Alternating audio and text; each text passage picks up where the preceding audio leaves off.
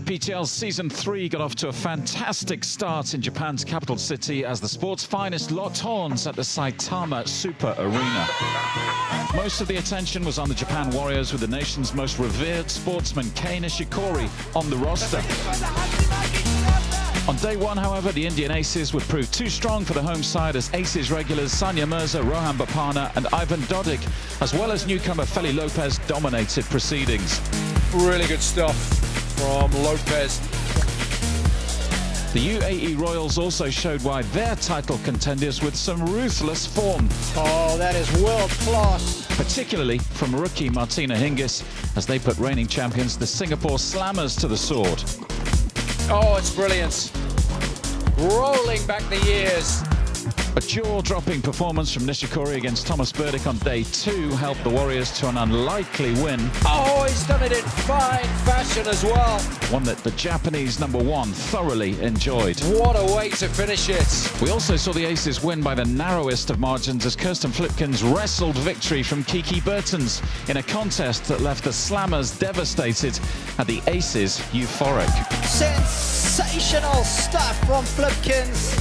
On day 3 in Tokyo, Nishikori took on Kyrgios in a match that lived up to its billing. The shot-making from the world #5 was off the charts. Oh, that's simply too good. And despite defeat for the Warriors, it was a real treat for Japan's tennis fans. The Royals closed out proceedings with another win to make sure they left for Singapore in pole position in the standings. Absolutely sensational. As the teams moved west to the magnificent Singapore Indoor Arena, the Royals were joined by former world #1 Ana Ivanovic. But their progress was stalled as both the Aces and Slammers started to gather momentum. Very nice. Kyrgios, Bertens, Carlos Moya and Marcelo Melo all raised their levels significantly. He really is turning it on, isn't he?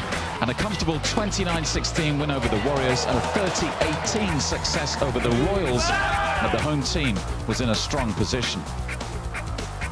Kirsten Flipkens continued her good form for the Aces in Singapore and was ably assisted by Dodig, Mirza and Bopana. How good is that? The feel from Mirza was magical. As for the Warriors, they finally arrived at the party on day 2 when they took down the Aces 27-20 with Gonzalez. Oh, yes! And Verdasco producing forehands that were off the charts.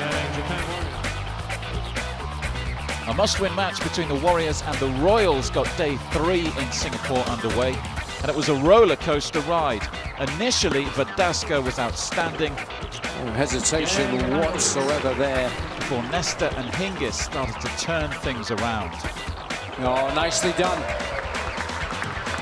The Warriors' Kurumi Nara then redlined her game with a 6-love set to turn the match on its head. It's too good. Moving the ball around beautifully. And that allowed Marat Safin to eventually close out proceedings in overtime to give the Warriors a 23-20 victory. The final match in Singapore produced one of the greatest contests the IPTL has ever seen when the Slammers took on the Aces.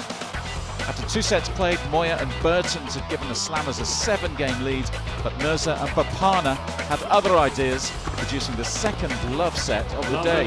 He's on fire. I leave that one for me.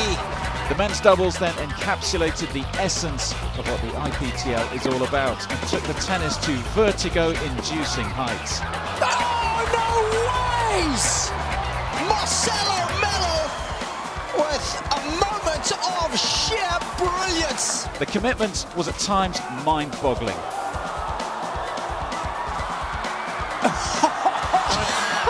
It is all happening here.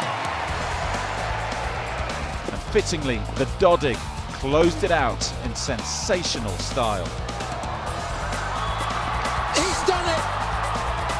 What a way to finish it! A set of simply incredible tennis. That left Kyrgios to duke it out with Lopez for the win, And inspired by his doubles partner, Lopez secured a famous victory for the Indian Aces in a match that will be remembered for a very long time. What a contribution from Feli Lopez. It's the Indian Aces who beat the Singapore Slammers. It couldn't have been any tighter.